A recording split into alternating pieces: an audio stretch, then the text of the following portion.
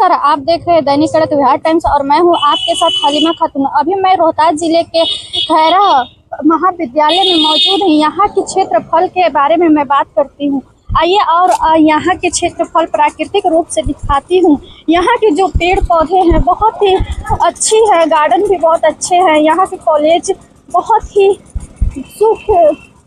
बहुत ही लाभदायक हैं और यहाँ के पेड़ पौधे बहुत ही सुंदर है। ग्राउंड भी बहुत ही अच्छी है।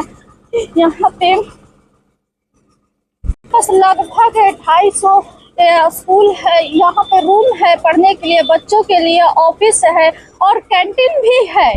और यहाँ की जो कॉलेज है सीसी कैमरे के निगरानी में एनी टाइम रहती है। और यहाँ पे थोड़ा बहुत बच्चों के लिए खेलने के लिए भी सुविधा दी गई है।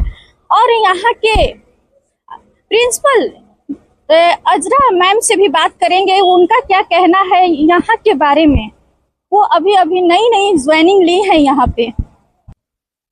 अजरा मैम के यहाँ पे ज्वाइनिंग का 1.5 साल हो गए और यहाँ पे बहुत ही सुधार लाई है। बहुत पहले ही कमी दिखती थी लेकिन इनके आने के बाद बहुत सारी सुधार दिख रही है। आइए अजरा मैम से बात करते हैं, उनका क्या कहना है।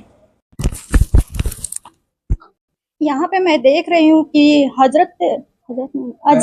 अजरा परवीन मैम बहुत ही अपने कामों में लीन है, लेकिन उनसे मैं 2 मिनट की समय मांगती हूँ। मैम क्या आपके पास 2 मिनट समय है? सबसे पहले तो आपका शुक्रिया। बिहार कड़क दैनिक कड़क से आप आई हैं और आपका मोस्ट वेलकम है इस कॉलेज में।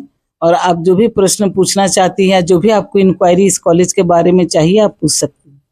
मैं देख रही हूँ कि यहाँ के कॉलेज के क्षेत्रफल बहुत ही बड़ा है और इसमें क्या क्या मौजूद है और क्या क्या आपके आने के बाद सुधार हुई है। जहाँ तक क्षेत्रफल की बात है वो तो है ही है। इस कॉलेज में जमीन भूमि काफी वसी है, लेकिन इस कॉलेज की स्थापना सन 1970 में हुई और यहाँ हमारे यहाँ ग्रेजुएशन लेवल में दोनों तरह की पढ़ाई होती है, आर्ट्स और साइंस की। और उसमें सभी विषयों में हमारे यहाँ बच्चे 100% हैं और पढ़ाई लिखाई के साथ साथ यहाँ खेल कूद की भी व्यवस्था है। बच्चों को हमने अपने स्तर से जो भी व्यवस्था दिया है वो हम समझते हैं कि देहाती क्षेत्र में किसी कॉलेज में शायद ही वो मिलेगी। हमारे टीचर भी बहुत ही उत्सुक और बहुत ही मान सम्मान के साथ इस कॉलेज में आकर अपने ड्यूटी को पूरे ढंग से देते हैं। बच्चों से उनका संपर्क और रिलेशन बहुत अच्छा है और बच्चे रेगुलर आते हैं, क्लासेस भी होती रहती हैं।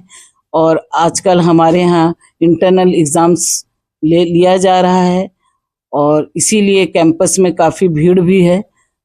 और मैं जहाँ तक मेरा सवाल है, हमने यहाँ 19 सितंबर 2024 में as a principal incharge join किया।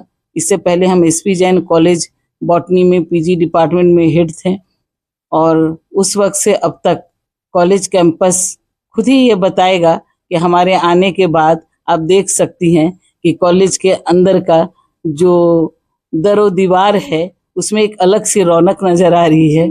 चारों तरफ आपको बच्चों की हलचल और आमागामी है, जो ये खुद ही बता रही है कि इस कॉलेज में क्या चल रहा है।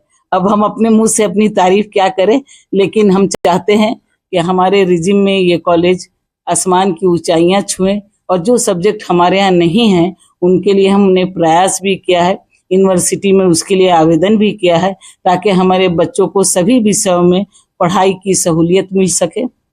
और हमारे आगे कोशिश यही है कि इस कॉलेज को हम कोई ना कोई टेक्निकल एजुकेशन दें ताकि इस देहाती क्षेत्र के बच्चों को ज़्यादा से ज़्यादा फायदा हो। जैसे कि बीएड और लॉ लाने की हमारी पूरी कोशिश है और अगर हम रह गए तो इसको हम लोग इस कॉलेज में लाकर रहेंगे।